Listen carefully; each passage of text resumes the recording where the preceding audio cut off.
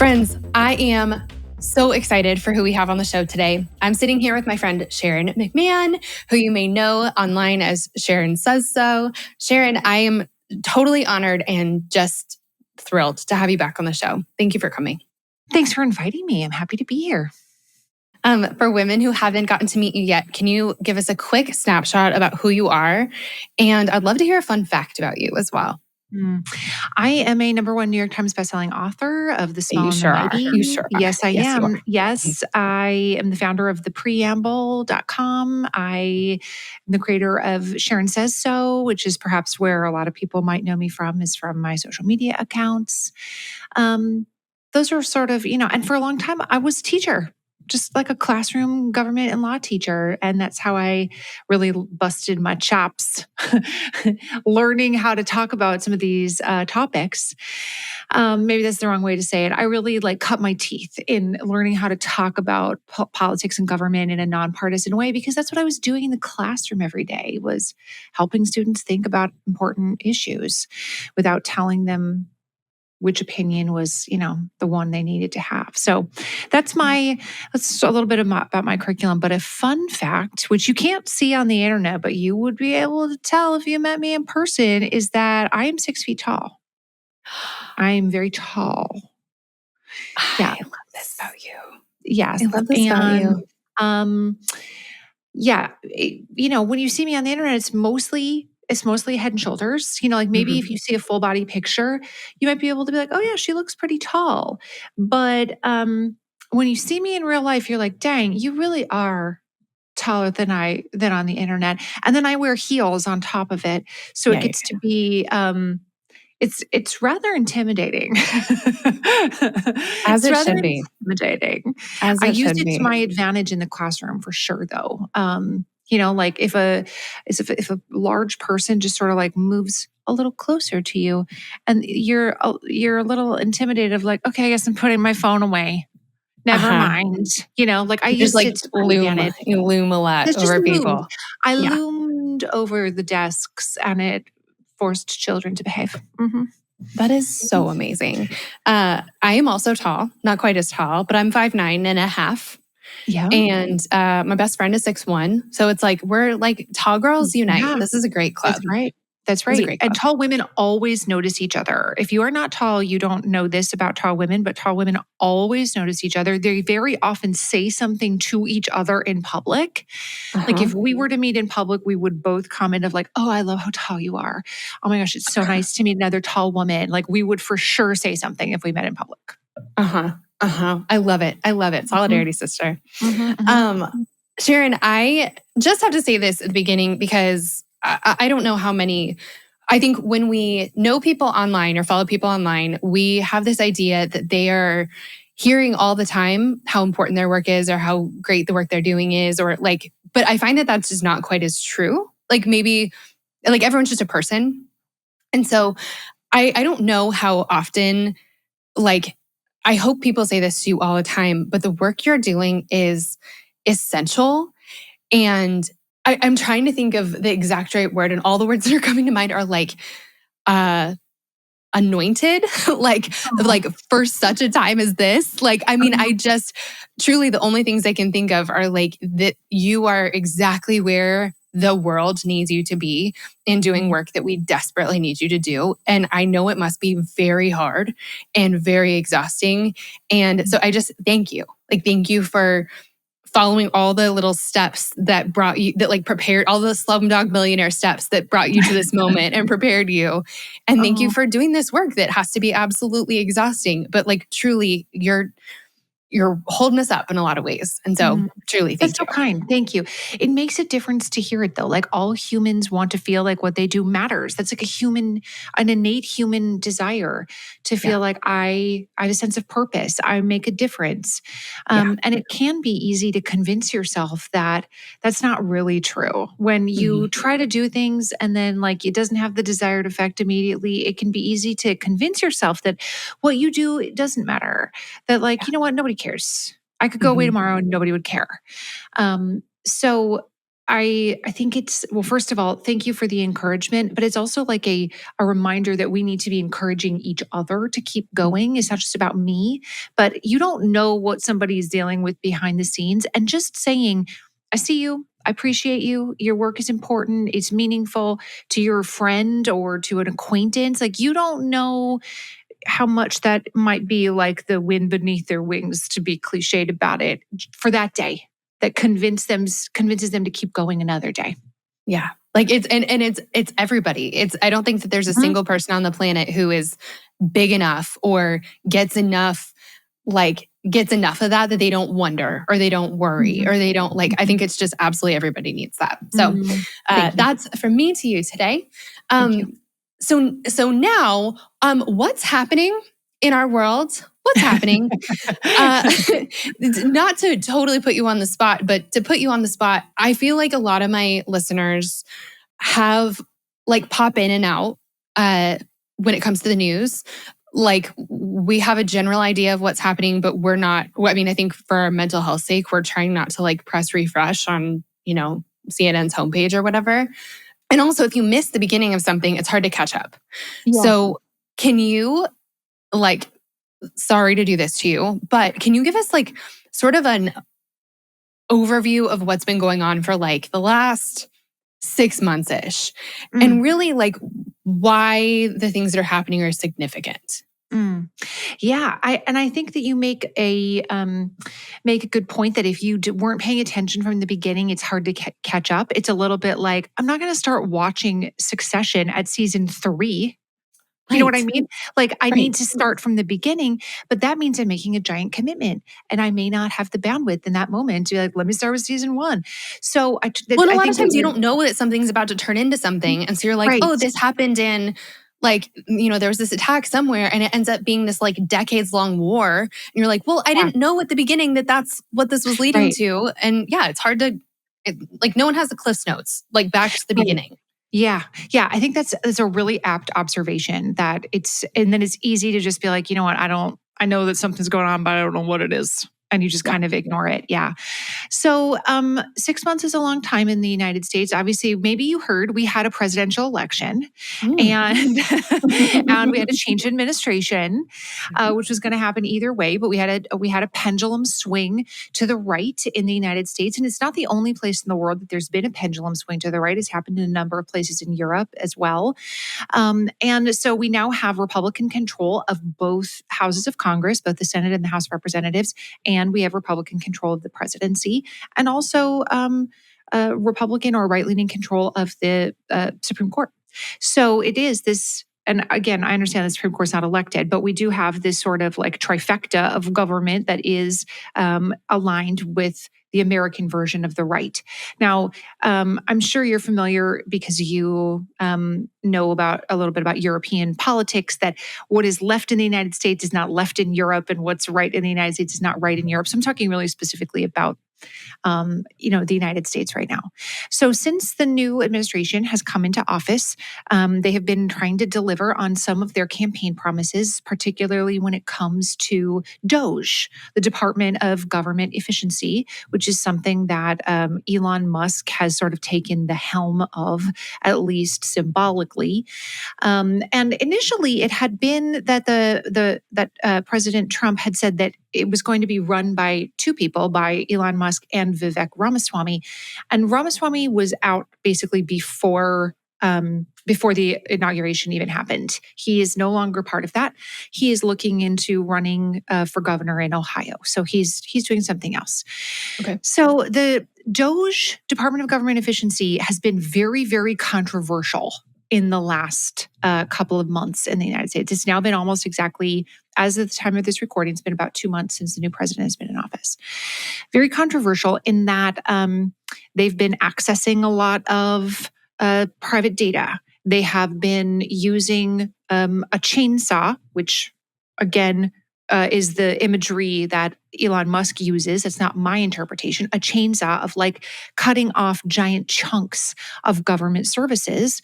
And the way that they're going about doing this has proven to be not popular with a broad cross section of Americans of all stripes. Most Americans agree. Yeah, guess what? There probably is waste, fraud, and abuse in the government, just like there is in any giant organization. Organizations run by humans are prone to waste, fraud, and abuse. It's not just the government. So we can all agree, like, yeah, there's probably some shady stuff going on that we should root out and figure out. But most Americans think we should use a scalpel to cut that out and not like a chainsaw to just say all the veterans are fired. Do you know what I mean? Like that doesn't seem like the wise way to go about things. Everyone who works on nuclear weapons, goodbye. That seems silly, right? Like, why are we not being precise about this? And who actually like, is that what's been happening? Because it feels like that's no exaggeration. No, and then they realized, like, oh, we fired everybody that worked on nuclear weapons safety. We should rehire them.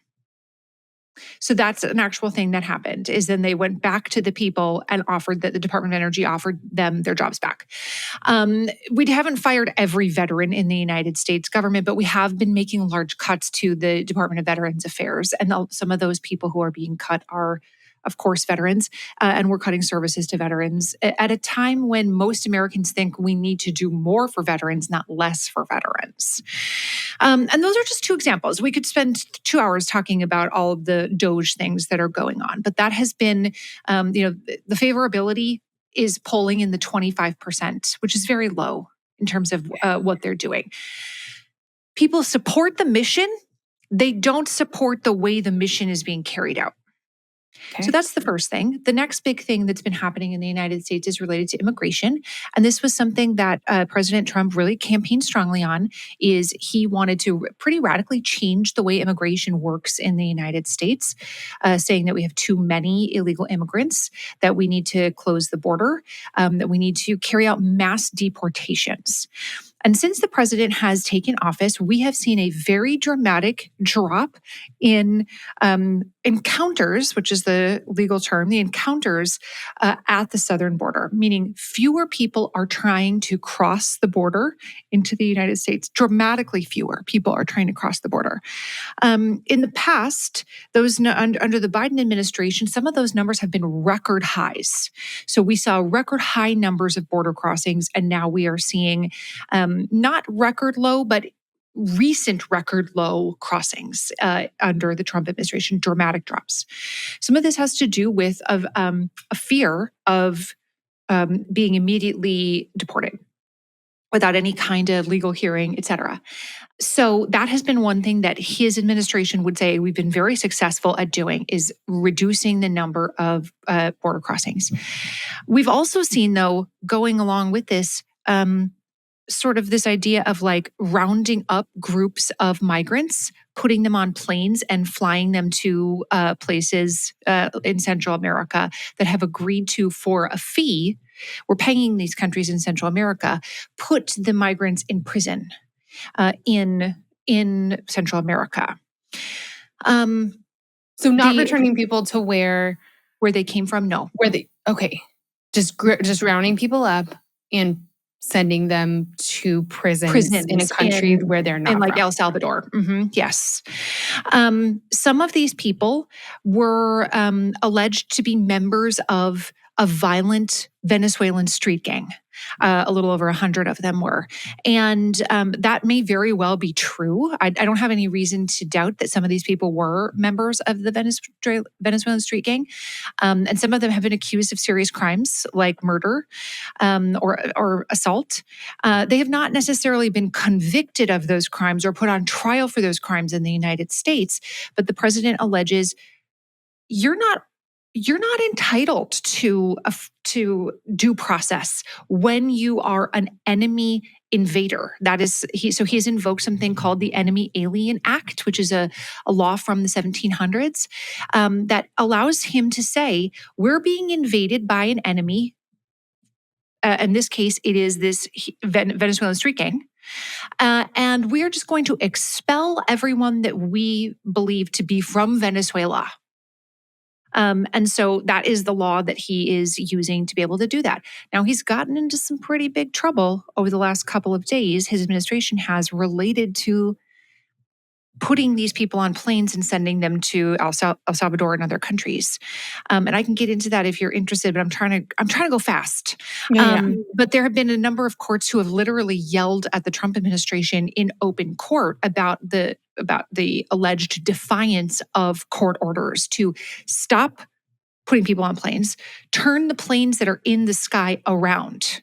They literally said, bring them back, turn the planes around, and they did not. So there's going to be a legal showdown about that for sure. And then the other thing that I would say that is really, heating up going on right now in the United States is that the Democrats are having a leadership crisis. And the Democrats do not know what to do to counteract, of course, because of course they want to counteract the Republicans. That's their default position. But they especially want to counteract Donald Trump.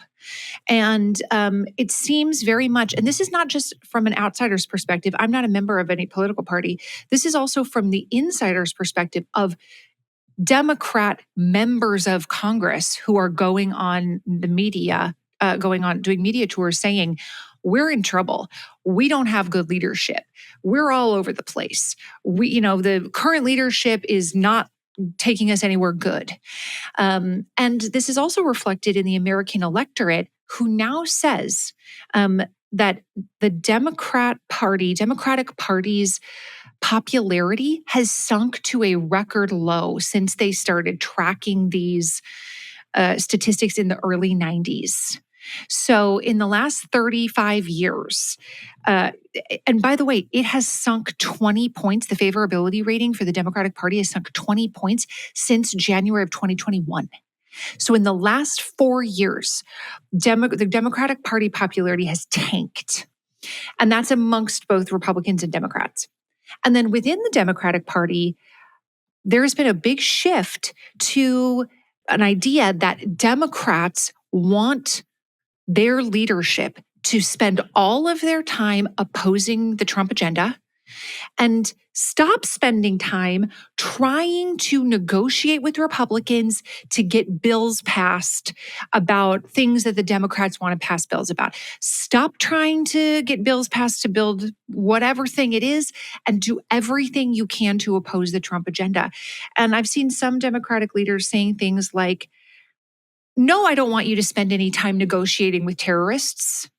No, I don't want that. I want you to do everything you can to stop the terrorists from blowing up the country. That's the perspective that we're dealing with inside the Democratic Party, both citizens and leadership. So there's obviously way, way, way more too, but those are just like big stories in the United States over the last couple of months. So this is my favorite question, and I'm so grateful to get to ask you this, because I know that you'll have some perspective on this. But it feels like we're living in unprecedented times, which I feel like most people, most ages, I think would say I would go for a little more precedented. I think. Right. I'm a millennial, and I've seen a bunch of things about millennials that were like, we graduated in unprecedented times, we got married in unprecedented, we have a little more precedented. But I want to know from you, as someone who has spent their life learning about and teaching about American political history, can you put into context what's going on right now compared to what's happened in the big picture of our country?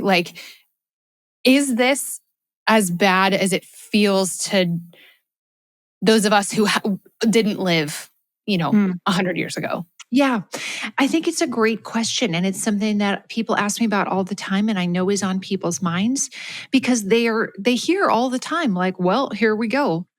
Haven't heard that one before. We've never put Venezuelan migrants on a plane to El Salvador before. What are we supposed to do about that? So in many respects, some of the things that we're dealing with really are unprecedented. That's true. Like, we have never had this precise scenario before. That is true. But really, what's underneath the question, in my opinion, what's underneath the question of, are these unprecedented times, is, has it ever been this bad?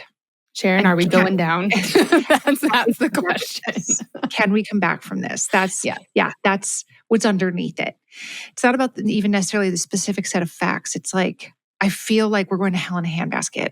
Mm-hmm. And is there a way off this ride, so to speak? Mm-hmm. I will tell you that this is not the worst the United States has ever been in the grand scheme of things. This is definitely a novel situation in many ways, because we now exist online. We exist on social media. We have the immediacy of information at our fingertips. But if you were a Black American 150 years ago, I'd love to, I think it would take 10 minutes to pick their brain and see, is this the worst America has ever been? They would tell you no. Mm-mm. Right? So the perspective of this is the worst it's ever been, we have to understand that it does come from a certain place of privilege to be able to say, my people were better off 50 years ago, when the middle class owned the majority of the purchasing power in the United States, when 70% of the middle class owned the wealth of the middle class owned 70% of the wealth in the United States. And now it's like the top 5% owns 50% of the wealth in the United States. So we can objectively say, especially as white women, that perhaps our familial situations might have felt different when our parents were young or our grandparents were young, when you could afford to have 3 kids, and mom could stay home if she wanted, and the dad could go work at the factory or work at the bank, and they could pay for a house and a car and a little vacation in a cabin and have a perfectly nice life on a single income. It does seem worse, because in many ways it is, right? But if you are a person of color, if you're a Black American, if you're an Asian American, if you're a Native American, in many ways, we are better off, because we do have much higher rates of equality than we did in the past. I think back to people who I regard as like a great American, an American hero. I think about somebody like Harriet Tubman, who has now been made a general in the Army of the state of Maryland. So she's now General Harriet Tubman, right? Like, posthumously, she's a general. And we've been trying to put her on our money for a long time, the $20 bill for a long time. Like, get Andrew Jackson out of here and put Harriet Tubman on there. Mm-hmm. Harriet Tubman's external circumstances were terrible. She was enslaved. Her family was enslaved. There's a story in Harriet Tubman's early life when one of her cousin and her cousin's children were being put up for sale on an auction block. And Harriet Tubman conspires to save them from this auction. And through a whole thing of trickery and deception, she manages to rescue them and get them to safety. And history doesn't even know the full story of how she managed to do that. They have their guesses. But Harriet Tubman did not look around her external circumstances and think to herself, this is all going to turn out okay. We are not going to hell in a handbasket. Like, she was living in the time immediately before the Civil War, when America was really at its apex of its desire to clutch to the vestiges of enslaving other humans. This conflict between, no, I will do what I want. This is my property. This is my life. And when, Black Americans had been enslaved in the United States for 200 plus years, and the population of enslaved people had risen to the millions. There was a very real fear in the white community about what would happen if millions of African Americans were suddenly free. There was a lot of pearl clutching and a lot of genuine worry of like, how will my life be ruined if we give people equal rights? Mm. So that's the backdrop that Harriet Tubman is working in. And she has no reason, no external reason to believe that it was going to turn out okay for her. There was nobody saying, keep, look at these cracks in the armor. Everything is heading in the right direction. And yet Harriet Tubman had a very unique set of circumstances in that she continued to have hope despite her external circumstances. She didn't need her external circumstances to line up with anything that looked like it was going well for her to continue to move forward with the knowledge that what she did mattered. And there's actually a really interesting book, if anyone is interested, called Night Flyer, which is recently came out. It's written by a woman named Taya Miles. She's a historian, and it's about the spiritual life of Harriet Tubman. And it's really like the underpinning of like, how does Harriet Tubman become who she is? Because she had no good external circumstances. She had a traumatic brain injury from the time she was 12. Did you know that Harriet Tubman was like a disabled American? I don't think I did. I've seen the movie Harriet. And so I think if you asked me that right after I saw it, I might have known that, but no, I did. That's not like in my brain. So she had a very heavy weight thrown at her head when she was around 12 years old that caused a traumatic brain injury that we now know today caused a form of epilepsy. Right. That's what we would have called it, but they didn't have the word epilepsy then.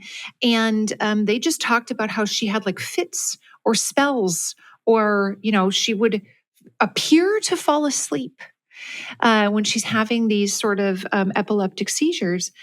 But she believed, rather than thinking to herself, I am an enslaved, disabled woman. And I'm not saying she didn't have any reason to feel downtrodden or upset. She had every reason. But instead of just sitting around feeling like nothing will ever change, she chose to interpret the fact that she had these like seizures and spells. She chose to interpret that as God is speaking to me. And she truly believed that during these sort of like spells that she was having, that God was telling her what to do. And of course, there's no way to objectively measure this. But my point is not that if you have epilepsy, God is speaking to you when you have an epileptic seizure. My point is that the way she chose to interpret her external circumstances dictated what she did next. She looked into the field of a neighboring farm and saw a tree. And when there was a terrible snowstorm, she interpreted that to be God sent me this tree to take shelter under when I am, on the run from my enslavers. God sent me this. At one point, she's a little girl who runs away from her enslavement situation, and she finds a mother pig that has baby pigs. And the mother pig allows Harriet Tubman, who at the time her name was Araminta, and she went by the nickname Minty. Minty lives with this mother pig for 4 days and eats what the mother pig is eating, and the mother pig tolerates her and helps keep her warm. And she chooses to interpret that to mean that God had sent her that as a means of protection until she could sort of figure out her next plan, until she could get the next thing together, even as a little girl. So again, I say all of this to paint the broader picture that even when we perceive these are unprecedented times, everything's going to hell in a handbasket, nobody's listening to the rule of law, we have this tragedy, that tragedy, that tragedy, all of that can be true. And we still have the ability to control how we choose to interpret what happens in our lives, how we choose to interpret something being done for us instead of being done to us, how we choose to use what we do have, which in Harriet Tubman's scenario was very little. She was a woman who couldn't even read. What she was bringing materially to the table was almost nothing. And yet now we're like, put this woman on the $20 bill, right? Not because her external circumstances were lining up to paint a rosy picture, but because of what she chose to do with what she had despite her external circumstances. And that is available to every single one of us today. That's exactly what I was going to ask you next. I know that there are some women listening who absolutely should go to law school or run for office. There are also other women who are already down a path that has nothing to do, nothing obviously to do with politics or governing. What are some ways that we can, no matter our situation or occupation, that we can show up and actually make a difference in our country? So the first thing, if we're thinking back to this Harriet Tubman example, Harriet Tubman was not like, oh, who's the Secretary of State? Oh, which man is the Senate Majority Leader? Who is the Vice President? What Harriet Tubman did was she did for one person what she wished she could do for all of them. And over the course of her lifetime, she not only rescued somewhere in the neighborhood of 70 people directly from enslavement. She also then, during the Civil War, goes on to earn her general status, which is given to her too late, but nevertheless given to her, saving like 500 people in one day. And the descendants of the people that Harriet Tubman saved today, like I did the math, just like a very loose calculation of the number of people who are alive on earth at this moment because Harriet Tubman helped them to freedom, is in the tens of thousands. It's in the tens of thousands of Americans whose families were rescued from the most horrific circumstances.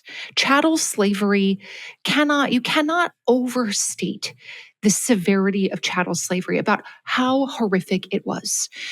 And nobody would say, Harriet Tubman, you didn't end enslavement in the United States. Harriet Tubman, you didn't single-handedly win the war for the Union. Harriet Tubman, you didn't testify before Congress. You didn't become a lawyer. You didn't sue to change unconstitutional laws. You didn't help anybody learn how to vote. You didn't teach children how to read. Nobody would look at Harriet Tubman's accomplishments and think of all of the things she didn't do. In fact, we would say, look at what she accomplished and how she managed to impact the course of the future by helping one person at a time. Now, I'm not saying that nobody is meant to impact the country at large. Obviously, that's a job too, right? That's a job as well. And if you feel called to that job, if you feel called to like, heck yeah, I'm running for Congress, then I believe that that's like put on your heart for a reason, right? That is perhaps the job you are called to do. That was because that's not normal. I feel like I always want to say that when someone goes, I feel like I want to do this, but I don't know if that's for me or if I'm good enough or I'm called to that. And I'm like, if you have something in you that's like, hey, I want to move to the middle of nowhere and help this people group that no one's ever heard of, or I want to rescue tree frogs that literally no one has heard of as a scientist and like save a species, I want to run for Congress. Like, if you have that in you, not everybody has that, right? It's like that Right. means something. Yes, I really do believe that each one of us is given giftings and interests and skills that we are meant to use in a unique way in the world. I can't help you with nuclear fission. That's not my jam. You know what I mean? Don't wait for me to explore the oceans. I'm not Mhm. going down there. So it's a good thing that somebody is out there doing it, but it ain't me. I have other gifting, skills, and interests. And I Yeah. think instead of feeling a constant sense of inadequacy, that we are, like, I'm not big enough. I'm not going to be on the money. I don't have billions of dollars. How am I supposed to, get Congress to pass that law? Instead of feeling like nothing we do is ever enough, we have to remind ourselves that the place that we start is with where we are, with the resources available to us. And the knowledge that over time our resources might change and our capacity might grow. The more we practice doing something, the more Mm. we build our capacity. Just like when we're practicing an instrument, we play screechy Mary Had a Little Lamb on the violin before we can become an accomplished musician. Your capacity as a musician grows the more you practice it. Yeah. So that's the first thing. Is I really do believe that if it's on your heart, that it is on your heart for a reason. I also think that we are meant to do different things, and that is okay.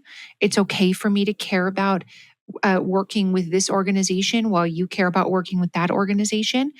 We can't all do the same thing, nor are we meant to. That's Mm. not anything we should feel guilty about. Yeah. And the third thing is that it's important for us to remember that in the modern era, we have become conditioned to believe that if we can't do it alone, then you're a loser. Like if you haven't figured out how to start your own company, if you haven't figured out how to make $1 million on your own, then you're a loser. And that is actually not how human society has evolved at all. We Mm. have always, throughout the history of time, found safety and cultural advancement in groups, Mm. not alone. And so that hasn't changed. Like the Mm. civil rights movement happened because of groups of people working together, not just Martin Luther King and Rosa Parks, as the textbooks in 5th grade have led us to believe that it was them.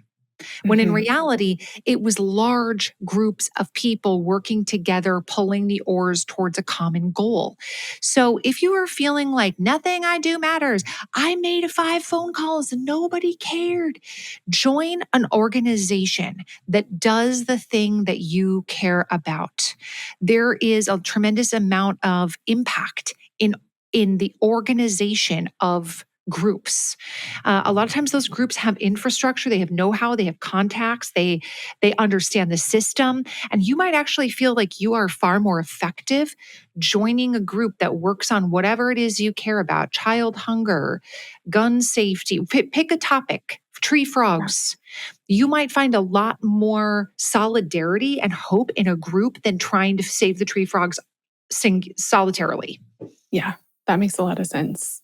One of the things that I've wanted to hear from you is, I think in my head, and this might not be the case, but like I was a child, so I would have known differently. But it feels like, a couple decades ago or even a decade ago, it was easier to get along with people who disagreed with us. Because if you were sort of to the right or sort of to the left, like it kind of was like a difference of an opinion, like tomato, tomato. I think that it feels like that's different now. And it feels like for a lot of us, there's a very clear right and a very clear wrong, but we're sort of like yin and yang flipped for which is which. And not only does it feel like there's one right and one wrong, and the other people like believe completely opposite to us, but it also feels like that other side is the cause of some of the wrongs that we are experiencing or seeing happen in our world. And it feels like some of the things that are happening are touching our lives in ways that they might not have before. Like it might have been like, well, that's happening in Washington, but like truly none of that is going to ever touch me. And again, that's a very privileged stance. That's very privileged to be able to say.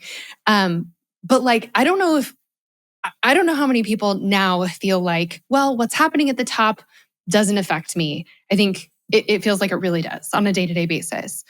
And so my question is this: how do we get along with people who see the world differently from us? Because it feels hard.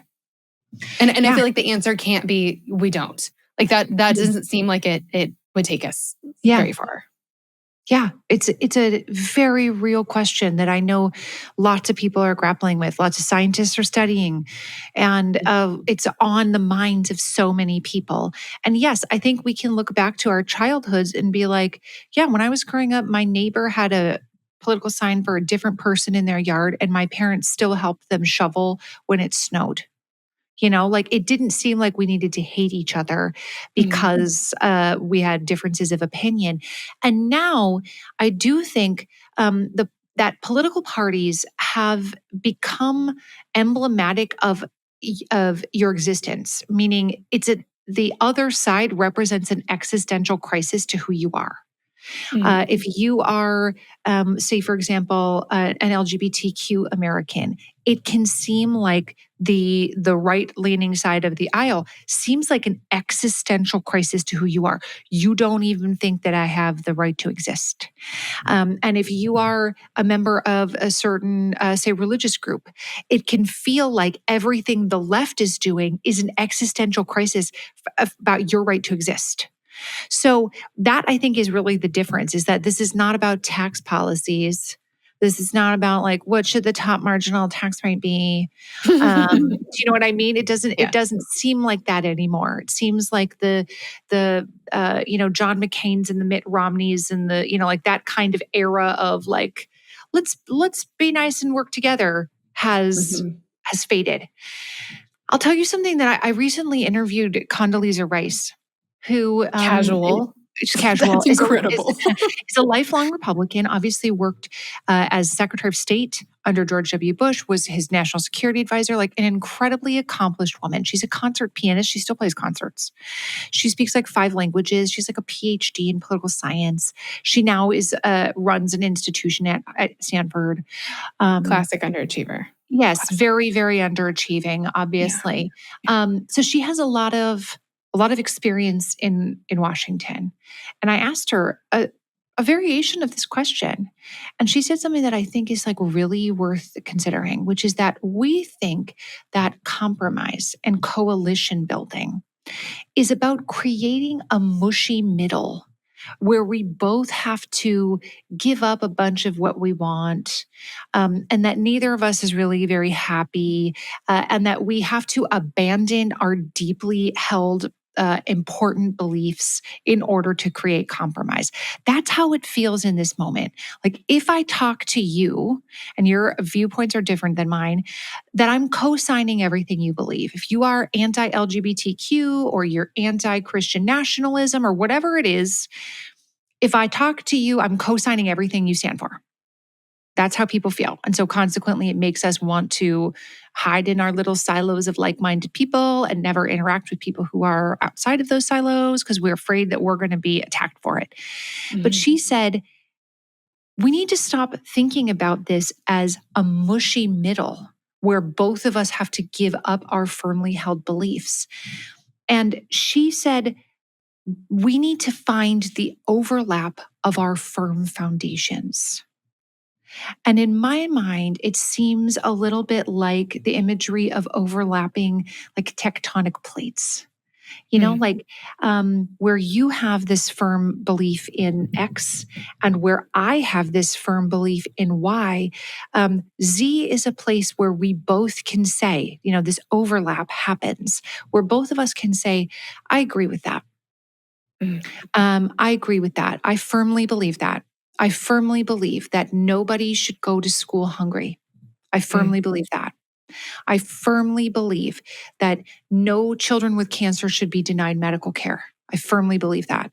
And we actually probably could go down the line and come up with a list of things that we firmly believe. I firmly believe that we should have safe communities where our children can play outside and where we have job opportunities and we have peace and prosperity. I firmly believe that. And so does the person on the other side. So it's not about giving up your deeply held beliefs in an effort to create a mushy middle where just a bunch of boring stuff happens.